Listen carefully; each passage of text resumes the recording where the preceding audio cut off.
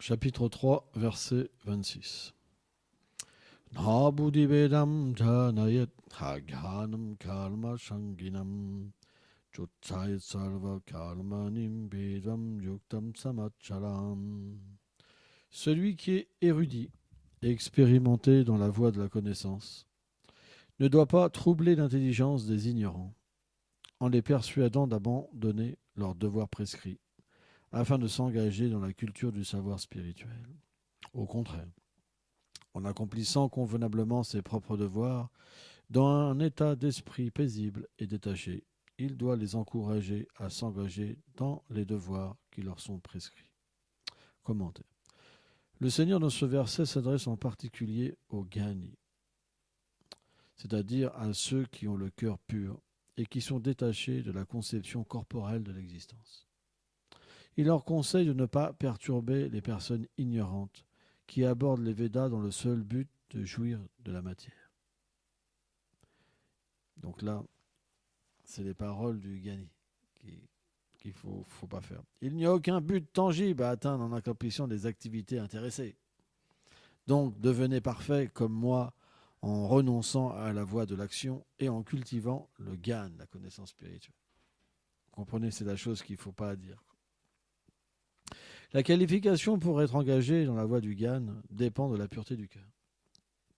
Or, celui qui n'a pas cette pureté et qui est attaché à la conception corporelle de l'existence ne peut s'y engager parfaitement.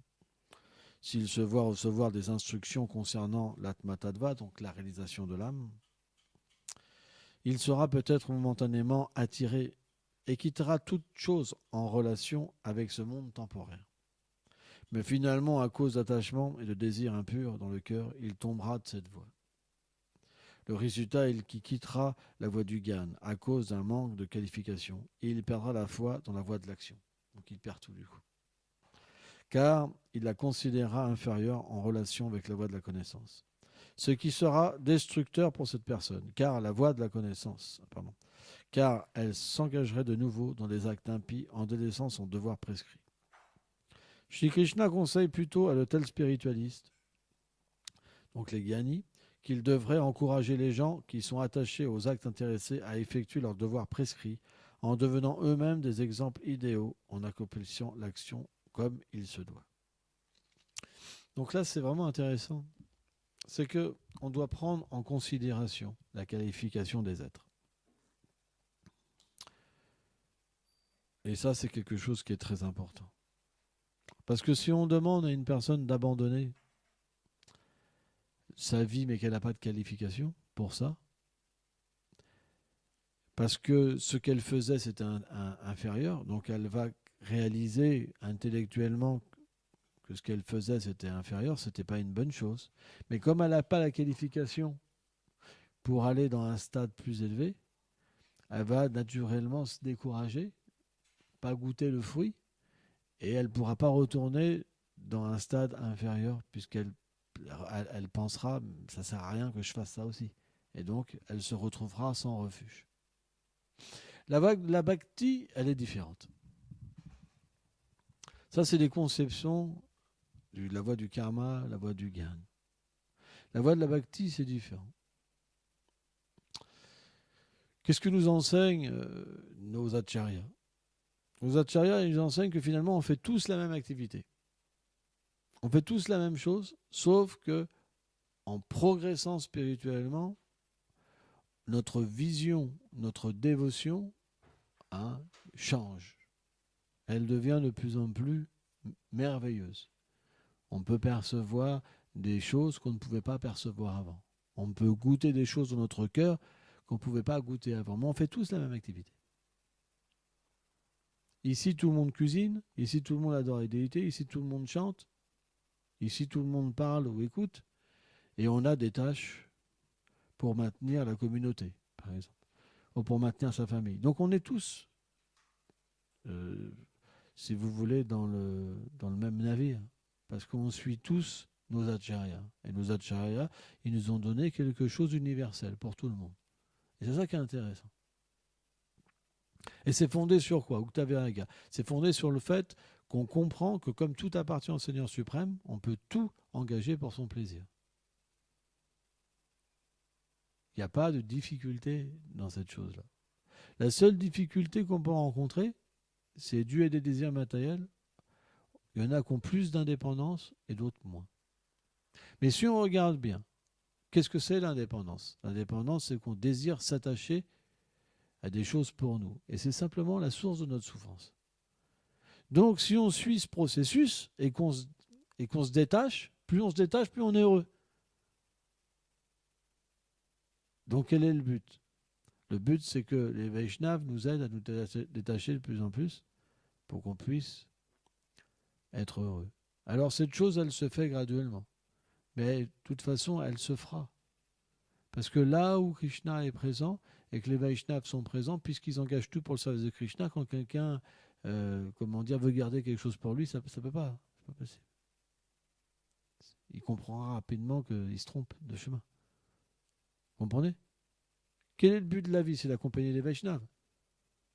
Si vous voulez simplement un moment pour vous, vous tombez la vie spirituelle. Qu'est-ce que vous allez gagner avec un moment pour vous? Vous n'en avez pas eu assez, toutes ces souffrances?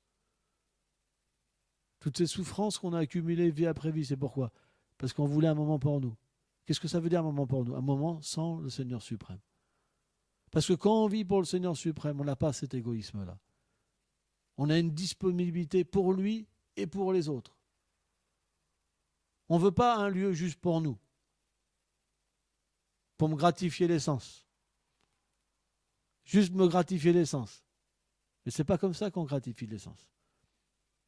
Les sens transcendantaux, ils sont faits pour voir la beauté du Seigneur suprême. Or, cet égoïsme-là, c'est ce qui nous permet de ne pas voir cette beauté. C'est notre pire ennemi. Donc un Vaishnava, qu'est-ce qu'il dit? Il dit, hey, tu veux quoi toi? Le bonheur? Alors te trompe pas.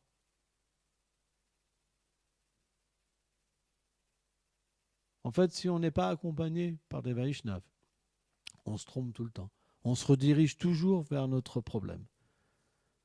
Comment je peux exploiter l'environnement pour moi? Ah, moi, je veux bien venir, mais il me faut ça, ça, ça. Et vous pensez qu'on peut aller à Krishna de cette manière-là? Alors bien sûr, Krishna nous attire de cette manière. Mais oui, tu auras une cuisine, tu auras un beau frigidaire.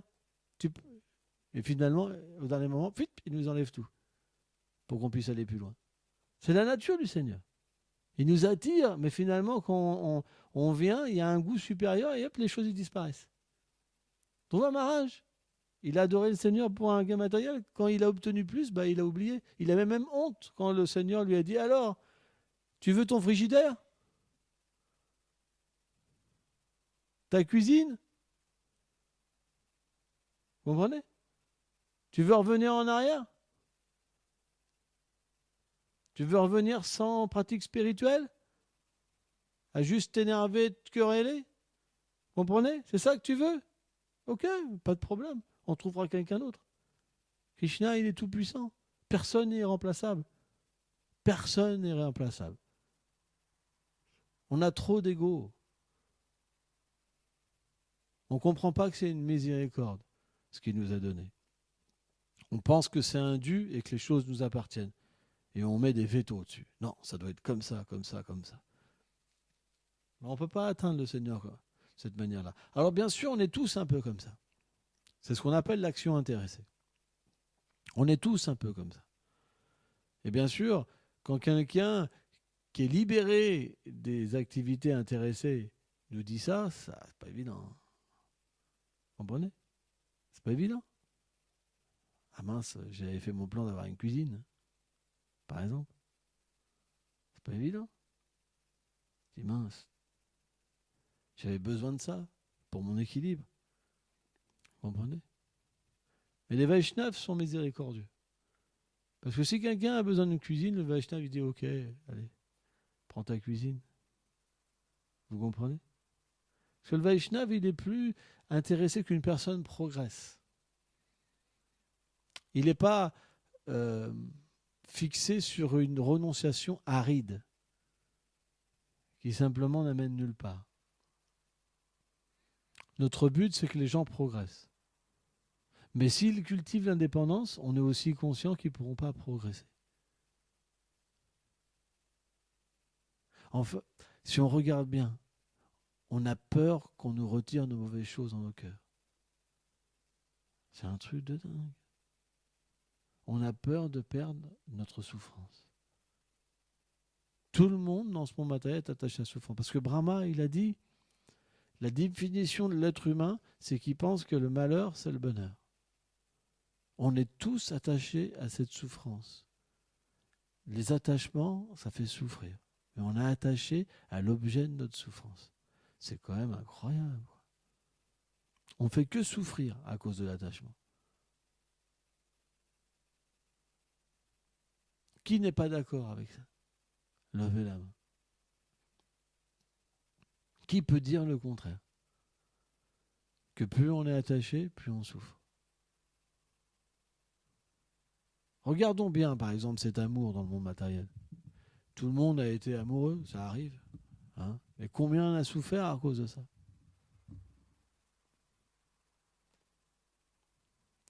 C'est une réalité. Combien on peut véritablement être détruit à cause de ça? Pourquoi? Parce que cet amour matériel, ça veut dire qu'on est attaché à récupérer quelque chose. On devient amoureux parce que ça nous apporte du plaisir. Or, cet attachement, si on analyse, quand quelqu'un ne fait pas ce qu'on veut, alors on souffre. Parce qu'on veut retirer quelque chose.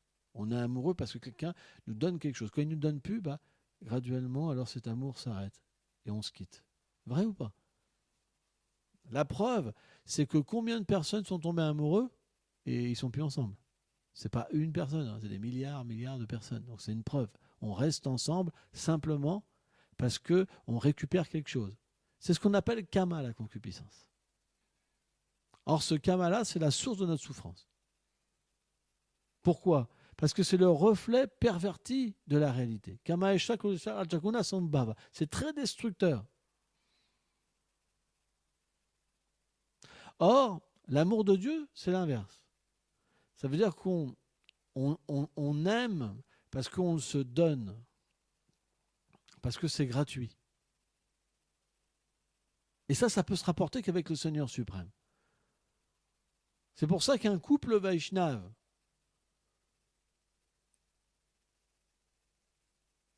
qu'est-ce que font un couple Vaishnav? Ensemble, ils s'aident à développer l'amour de Dieu. Parce que s'ils développent ensemble Kama, alors ils divorcent. Et il y a combien de divorces chez les deux? 90%? 70%? C'est bien une preuve quand même. Vous ne pouvez pas dire le contraire, c'est une réalité. Si la personne en face ne vous donne pas de satisfaction, vous aurez pu être avec. Donc c'est ce qu'on appelle l'action intéressée. On est intéressé. C'est même pas l'action intéressée. C'est l'activité matérielle pure. Kama. Parce que l'action intéressée, c'est en rapport avec le Seigneur suprême.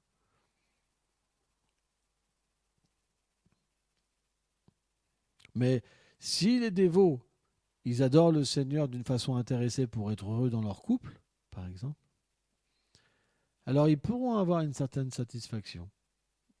Mais c'est comme une tricherie, parce qu'ils n'obtiendront pas le but de l'existence. Notre but, c'est de devenir des amis. Or, comment vous voulez être des amis si vous ne connaissez pas le but de l'existence? Si vous n'êtes pas engagé dans ce but? Et si vous n'avez pas comme fixité juste le plaisir du Seigneur suprême et de ses dévots? Ça ne marchera pas, le couple, il ne marchera pas. Vous comprenez? C'est pour ça, bien qu'on a besoin d'un équilibre, parce qu'on a une limite. C'est pas qu'on cultive la limite aussi. On peut toujours, la limite sera toujours repoussée plus loin. C'est le principe. On ne doit pas juste mettre une limite et dire moi je la dépasse pas. Dès qu'on la voit, alors ça va. Je pourrais dormir 10 minutes de moins, mais je vais rester quand même au lit 10 minutes en plus. Vous comprenez? C'est-à-dire qu'on ne veut pas. Voilà. On doit cultiver. Cultiver le fait de moins perdre de temps. d'avoir du temps pour étudier, du temps pour chanter, du temps pour faire notre service. Ce n'est pas normal que notre service ne se fasse pas. Vous comprenez? Mais il faut cet équilibre aussi. Parce qu'on n'est pas seul. Mais cet équilibre, pourquoi on le donne? C'est par service de dévotion aussi. C'est pas parce qu'on en a besoin. C'est parce qu'on l'octroie comme un service. C'est pour pouvoir mieux servir Krishna. À ce niveau-là, alors c'est parfait. Vous comprenez? Mais c'est pas qu'on se fait son plan pour être heureux. Parce que de toute façon, ça marche pas comme ça. Parce que si vous voulez récupérer quelque chose, c'est Kama. Et Kama, ça détruit tout. Kama, ça amène la frustration. Parce qu'on se trompe de direction. Parce que l'âme n'est pas faite pour ça. Scientifiquement, l'âme n'est pas faite pour ça. L'âme, elle est faite. Elle est manifestée pour le plaisir du Seigneur suprême. Parce que la définition du Seigneur, c'est que tout existe par lui et pour lui. Sridhar Maharaj explique ça. La définition de l'absolu, c'est que tout existe par lui et pour lui. Il n'y a personne qui est indépendant, égal ou supérieur au Seigneur suprême. Tout est sous sa juridiction. Donc même cette possibilité qu'on a d'indépendance, cette illusion de croire qu'on est séparé du Seigneur suprême, elle n'est possible que par son accord. Donc pourquoi pas voir la réalité et utiliser tout notre temps pour véritablement enlever les problèmes de notre cœur. Le problème, il est dans le cœur. Parce que la méthode, elle est parfaite. C'est pourquoi, qu'est-ce que c'est le service de dévotion au début? C'est on rentre en contact avec les méthodes parfaites et on se rend compte qu'à l'intérieur, il y a quelque chose qui ne va pas. Comprenez un Artha Nivriti. On se rend compte qu'il y a des choses qui ne vont pas à l'intérieur de nous. C'est pas que le service de dévotion qui est pur, il y a un problème avec nous, il n'y a pas de problème. Parce qu'il y a aussi ces dévots-là. Dire, ah bah ouais, bah moi je suis pur, là, il y a un problème, là. Bah non. C'est pas que l'environnement, il doit s'adapter à nous. Hein. Parce qu'un matérialiste, c'est ça, finalement. On est bien d'accord. Moi, ça va. C'est l'environnement qui va pas. Boum. Vous comprenez? Et puis, si l'environnement est trop fort, bon, bah, il s'adapte quand même, le matérialiste.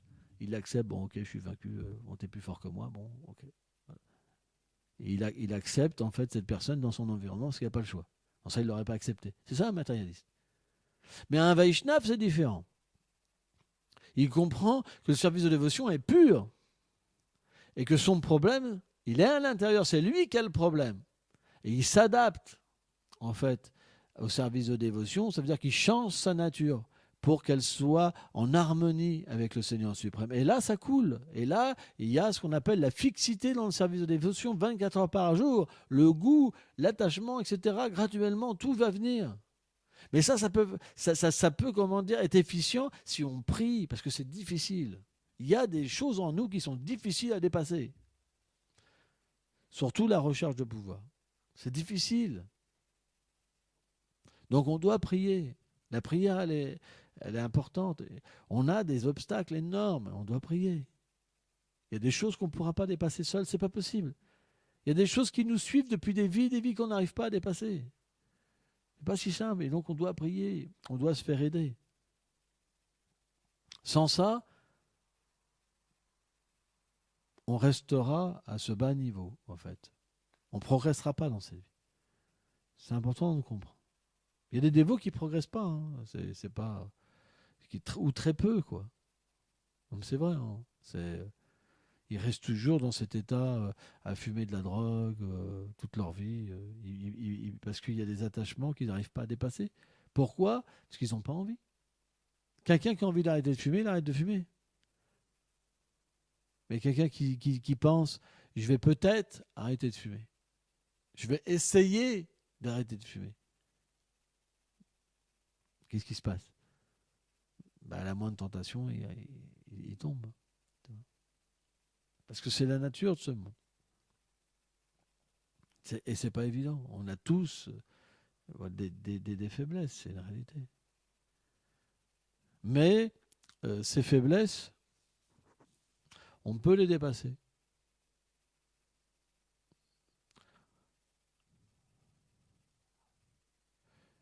Krishna nous aidera. Le Seigneur est miséricordieux, véritablement. Il va nous donner l'intelligence de pouvoir engager ses faiblesses et les détruire. Par exemple, si quelqu'un aime faire quelque chose et qui peut l'engager pour le service du Seigneur suprême, sous la guidance d'un Vaishnav, alors graduellement cette chose va disparaître en lui.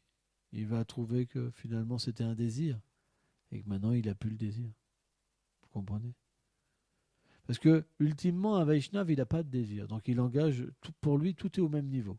Qu'il fasse ceci ou qu'il fasse cela, tout est absolu chez un Vaishnav. Parce qu'il a la vision. Parce qu'il offre son amour à travers l'action.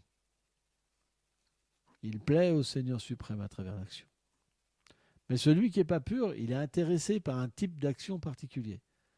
Il ne veut pas faire ça, mais ça, il veut bien le faire. Vous comprenez? Ça, c'est un symptôme de quelqu'un qui n'est pas pur.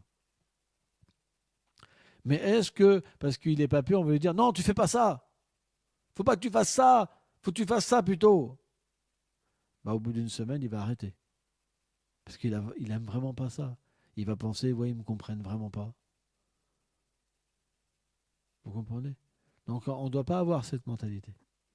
Notre but, c'est pas de frapper sur les gens et de leur faire voir, tu veux un frigo, tu veux une cuisine, par exemple. C'est pas ça notre but. Vous comprenez? C'est pas ça notre but. De toute façon, la personne même elle va dire, mais moi je veux pas de cuisine et de frigo, par exemple. Vous comprenez? C'est pas ça notre but. Notre but, il est de permettre à une personne de continuer et d'être véritablement concernée par son besoin. Donc s'il faut des choses, il faut lui accorder. Parce que c'est important. Parce que pour ce moment-là, elle en a besoin. Et plus tard, d'ici 1 mois, 2 mois, 6 mois, 1 an, 5 ans ou 10 ans, il n'y en aura plus besoin. Parce qu'elle sentira que c'était un désir, qui n'est pas clair. Vous comprenez? C'est la nature du service de dévotion que de changer la nature de notre désir. Et quand la nature de notre désir change, naturellement, on voit notre environnement différent. On a besoin parfois même d'un environnement véritablement différent. On n'a plus besoin des mêmes choses. Par exemple, si je demande à Radha, il y a 10 ans ce qu'elle avait besoin et maintenant si elle aura les mêmes besoins, vous comprenez?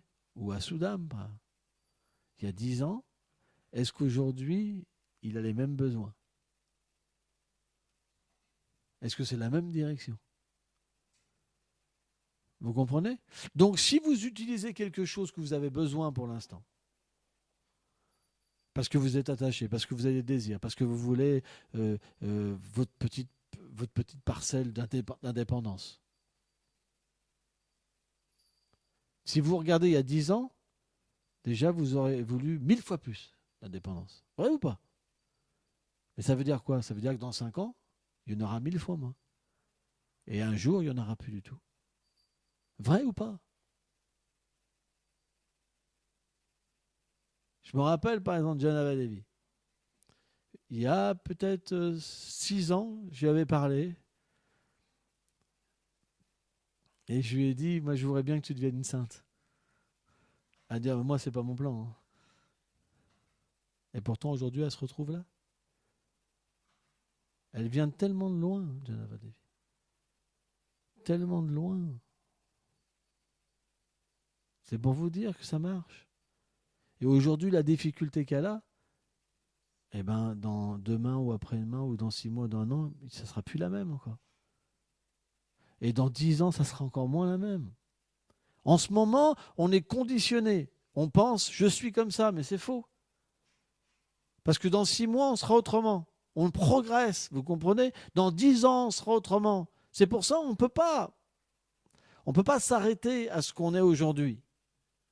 Parce que le service de dévotion, ça veut dire quoi? Au fur et à mesure, si on ne fait pas d'erreur, surtout Vaishnava, au fur et à mesure qu'on va pratiquer, au fur et à mesure, on va se rapprocher du Seigneur suprême.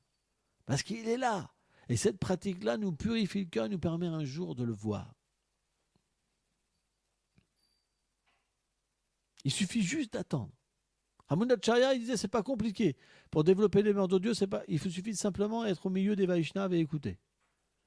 C'est pas compliqué. C'est pourquoi on doit être confiant que le succès vient. On est obligé d'atteindre le succès. C'est obligé. Mais il faut rester dans la compagnie des Vaishnavas. C'est la seule chose. Il ne faut jamais s'écarter de la compagnie des Vaishnavas. Parce que dès qu'on n'est plus bien associé, alors on a une mauvaise association. Et dans cette mauvaise association, Bhaktivedanta Swami Prabhupada dit, on entend les critiques sur le Seigneur suprême et ses dévots. Et on tombe. On oublie de nouveau le Seigneur suprême. L'association, c'est le moteur de la vie spirituelle. Bhaktivedanta Thakur explique en Jivadharma. Si on est bien associé, on progressera tout le temps. C'est juste question de temps. Ça fait du bien d'avoir une introspection et de voir, mais il y a 10 ans, j'étais où? Je vois les dévots qui se plaignent tout le temps. J'avance pas, il y a des problèmes. Mais s'ils pouvaient comprendre déjà qu'ils avancent.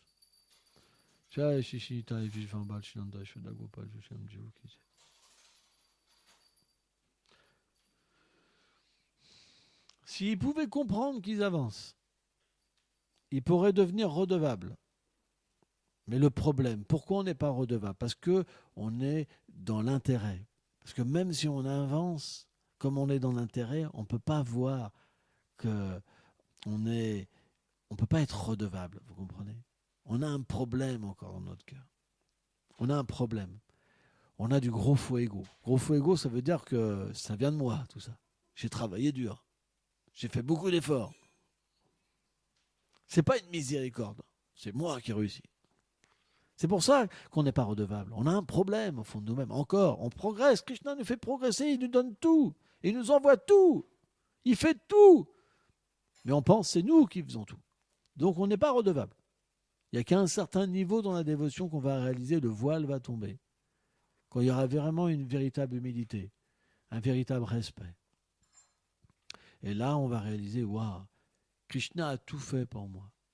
Comment pourrais-je le quitter maintenant? Comment pourrais-je avoir quelque chose pour moi? Parce que tout est à lui et pour lui. Il fait tout pour moi. Moi, j'étais un mauvais fils, un tellement mauvais fils. J'ai toujours essayé d'avoir ma petite vie. Alors que je suis un pâtre ou une gopie, éternellement. Éternellement, je suis son associé. Mais j'ai toujours, moi, je veux que ça soit comme ça. Et j'ai bien planifié ma vie. Je l'ai bien planifié. Sur des années. Je fais tant d'études, après mon métier, après ceci, après cela. Mais où est Krishna? Où est ma nature éternelle? Hey Baba, tu penses que tu vas atteindre le succès? Difficile. Parce que la route est mauvaise déjà. Vous comprenez? C'est pour ça, sans association, ça ne sera pas possible de progresser. Parce qu'on ne peut pas voir qu'on engage mal les choses. On ne peut pas voir cette chose qui nous recouvre et qui nous trompe. Ce faux ego, Ankara. Et qui nous fait penser, mais non, t'es pas une Saki, t'es pas un Saka. Non, non, non, non, non. Vous comprenez? T'es un être avec une tête un peu difforme, avec un corps pas très beau. Parce qu'on n'est pas très beau, on a la tête difforme. Si on devait voir réellement notre visage, hein, notre corps, avec notre forme transcendantale, on dirait, waouh, les monstres. Notre identité est tellement belle, on se dirait, mais c'est les monstres. Comment on peut être attaché à ça? Comment on peut se regarder dans une glace et penser qu'on est beau? Moi, quand j'étais adolescent, je me regardais dans les glaces tous les 5 minutes. Je faisais de la muscule, tout ça, je me mettais en débardeur. J'attirais les filles, tu vois. Je me regardais. Tu vois. Puis de temps en temps, je faisais un peu de pompe pour que ça reste gonflé, parce que ça...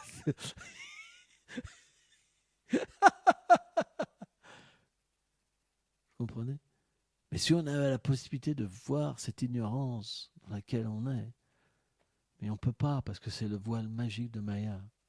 Et pourtant, si on est sincère, tout le rideau peut tomber. Par la grâce des Vaishnavas, on peut avoir ça. C'est pour ça qu'on dit Om Ganati Melandasya. Ganam Jalam Shakaya Shakshu Meitamina Tasmei Shigula Venama. Parce que par la grâce des Vaishnavas et par leurs paroles, le voile tombe. Parce que ça rentre en nous. C'est comme quelque chose qui nous est donné avant qu'on soit qualifié pour le réaliser. Et automatiquement, ça fait que notre vie change. Et notre objectif va changer. On va apprendre à engager les choses. Ça veut dire au début, on a des désirs matériels. On va apprendre à les engager. Si on le fait pour le Seigneur, ça va nous purifier graduellement. Et un jour, alors, on pourra accepter n'importe quelle activité. Parce que ça ne sera pas important.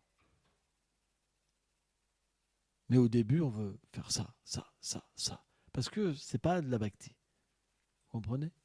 C'est du désir, c'est de l'action intéressée. Mais qui est dirigée vers Krishna.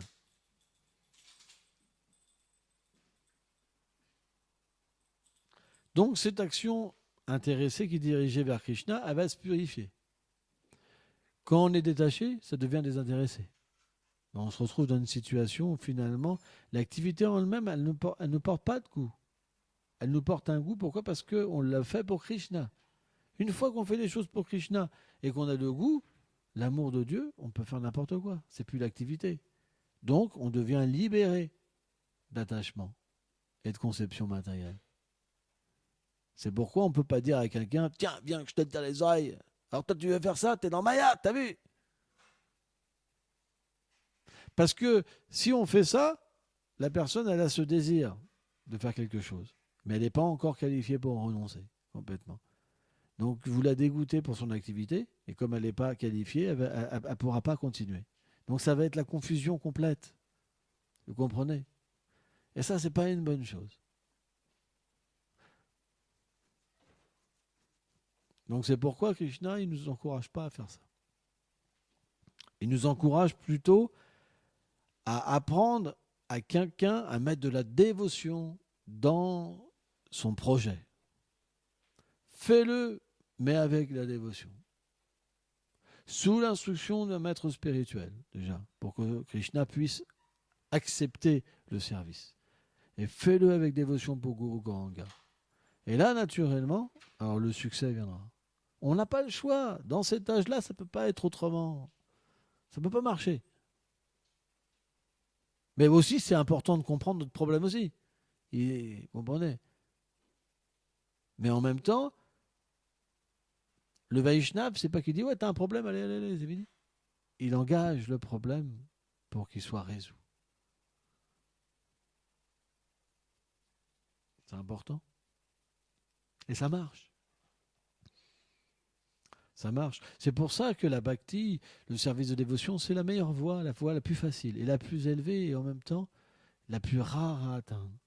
Parce que celle qui va le plus loin, qui te permet de finalement voir le Seigneur suprême face à face. Et être dans sa demeure, dans son entourage, avec ses associés. Donc il commence au tout début et il va jusqu'à la fin. Il a toutes les phases en lui. La phase du karma, l'action intéressée, l'action désintéressée, le gyan, quand le cœur devient pur aussi. Et finalement, l'atteinte de la dévotion. Parce que qu'est-ce que c'est le gyan pour un bhakta? Finalement, c'est quand le Seigneur se révèle, mais qu'il lui instruit à comment atteindre la perfection.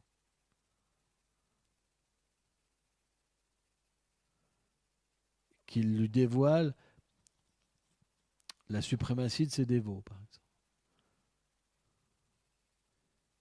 Qu'il lui dévoile son identité. Tout ça, c'est pas encore pratique. C'est le stade de la révélation.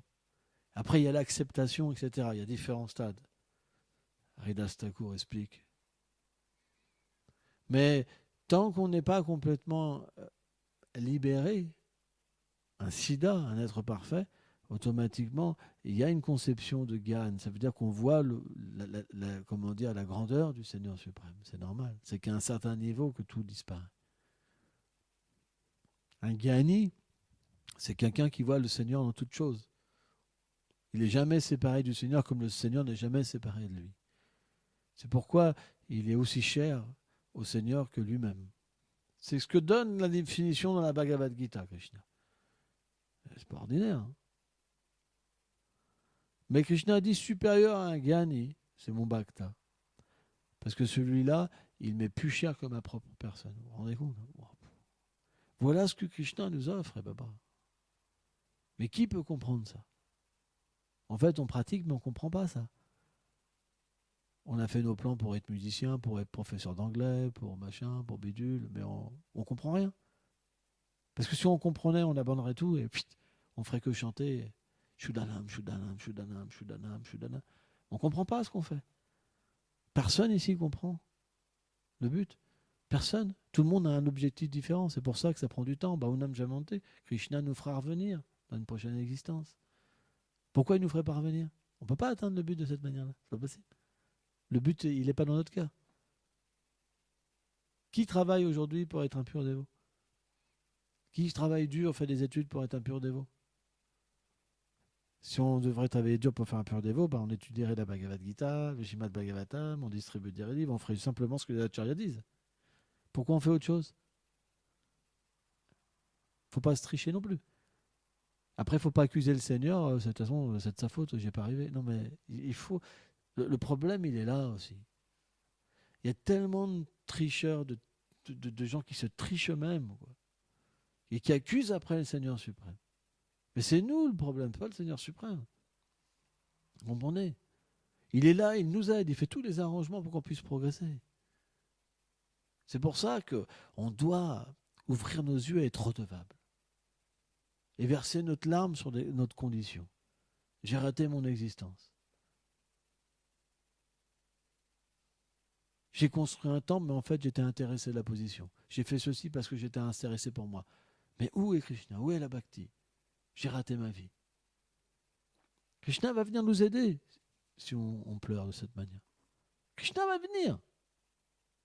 C'est rare. Le Seigneur suprême est prêt à nous aider. Dès qu'il voit les pleurs, il ne peut pas supporter, il vient. Il nous aime. C'est pourquoi, naturellement, comme il est notre meilleur ami, un jour on aura cette réalisation. Ça viendra en nous. C'est pas qu'on va accuser les autres. Ah, c'est la faute de Jahnava Devi. Elle m'a séduit. Non, c'est pas ça. C'est que dans notre cœur, on va se repentir, on agira différemment avec l'environnement. On ne prendra plus rien pour nous. Et simplement, on vivra pour lui. Et lui, il vivra pour nous. Parce que c'est la nature de Krishna. Mais c'est graduel. On ne peut pas monter tout de suite, tout abandonner, c'est pas possible. C'est graduel. Mais si on entend sur le but, on va pouvoir progresser. Vous comprenez? Graduellement progresser. Et c'est ce qui se passe. Parce qu'on écoute sur le but depuis 10 ans, 15 ans, 5 ans, 3 ans, mais on progresse. Vrai ou pas? Tout le monde progresse. Donc il faut continuer à écouter. Et cette écoute-là, elle nous met dans un dynamisme de comprendre comment accepter les choses. Et graduellement, comme Krishna va réciproquer avec tout, Itavam Papa Adante, avec notre activité, et naturellement, notre amour, notre attachement va changer de nature. Parce que quand Krishna apparaît même un tout petit peu, naturellement, tout paraît petit. Donc même dans un état d'ombre, cet attachement, il nous attire. Même si on ne peut pas voir Krishna, quand même, on délaisse beaucoup de choses. C'est mystique quand même. C'est pour vous dire la nature merveilleuse de Krishna. On ne voit même pas Krishna, on est prêt à tout abandonner pour lui. C'est balèze quand même. C'est même pas possible d'imaginer si on le voit. On prenait, c'est un truc de fou, quoi. Vous vous rendez compte? Non, mais vous vous rendez compte la magie du Seigneur suprême? Même en pratiquant mal, on est prêt à tout abandonner. Parce qu'on s'aperçoit que tout ailleurs n'a pas de goût. Donc c'est même pas imaginable si on le pouvait le voir. C'est pas possible. Et c'est ça qu'on doit se dire. Mais ça doit être tellement merveilleux de le voir, d'être à côté de lui, de sentir son parfum, de le voir bouger, de le voir parler, de le voir rire.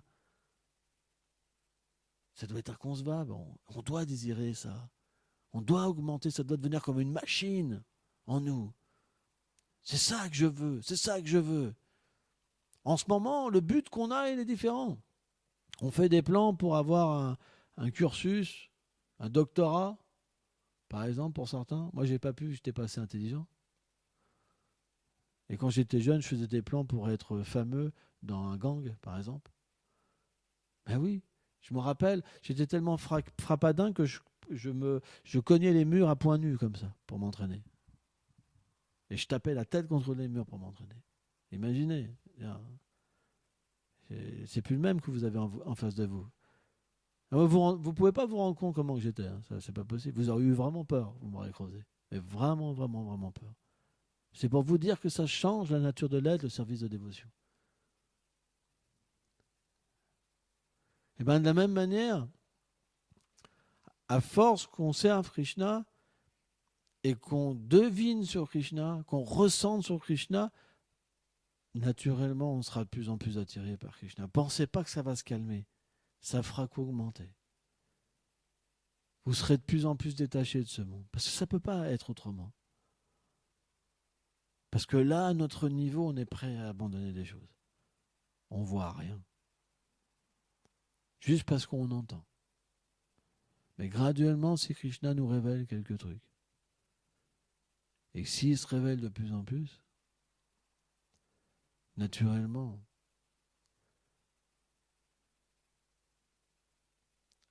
on va apprendre à pleurer pour être avec lui.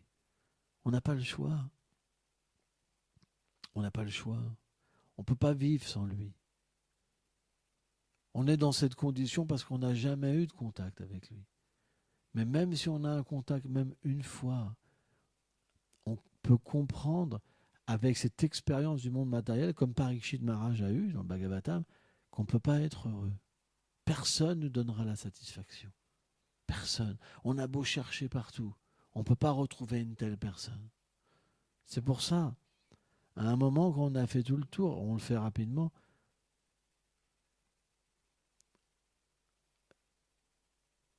eh ben, on peut résister à tout. À la plus belle femme, au plus bel homme, à toutes les richesses. Celui qui a pu voir cette beauté-là, il peut résister à tout. Il peut résister à tout. Pourquoi? Parce que dès qu'il approche, il, il voit que ce n'est pas ce qu'il a besoin. Parce qu'il y a eu l'expérience. C'est pour ça qu'une telle personne, elle ne peut même pas tomber, même avec une femme ou avec un homme, etc., etc., etc. Parce que finalement, dès que l'objet approche, il se réalise que ce n'est pas lui. Il n'a pas de goût. Et il est triste. Vraiment triste. Et il dit, mais qu'est-ce que je fais là? Il est où Krishna? Et il pleure. Et toute son expérience est comme ça. Il cherche Krishna, il cherche Krishna. C'est pour ça que quand il quitte son corps, Vishwanath dit, il obtient la demeure du Seigneur. Parce que c'est son seul but. Partout où il va, il n'y a rien qui le satisfait. C'est le symptôme de quelqu'un qui a vu le Seigneur suprême. Il ne peut pas être satisfait dans ce monde. Krishna est tellement beau. Il a tellement de qualités illimitées qu'une fois qu'on l'a vu, c'est pas possible. C'est pas possible. Le monde matériel, il peut plus nous avaler. Il va venir. Il va même pouvoir venir nous attirer, mais quand on va être proche de lui, on va réaliser que c'est pas lui. Vous comprenez? Les gopis parfois sont comme ça. Elles sont attirées, puis elles pensent que c'est Krishna, puis finalement c'est pas Krishna. C'est la nature de la bhakti, de Vraj, de chercher Krishna. Mais les acharyas expliquent que les gopis n'étaient pas vraiment séparés de Krishna. Parce que Krishna était apparu en eux. Quand Krishna était là, il était apparu à l'extérieur.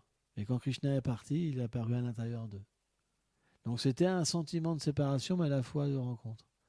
C'est mystique, quoi. Les acharyas expliquent ça, en fait. Bon, on ne va pas rentrer dans les détails.